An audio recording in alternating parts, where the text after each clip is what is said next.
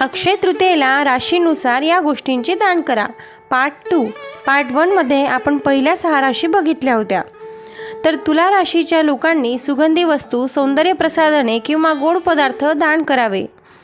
तसेच वृश्चिक राशीच्या लोकांनी तांदूळ, मसाले किंवा लाल फळे दान करावे।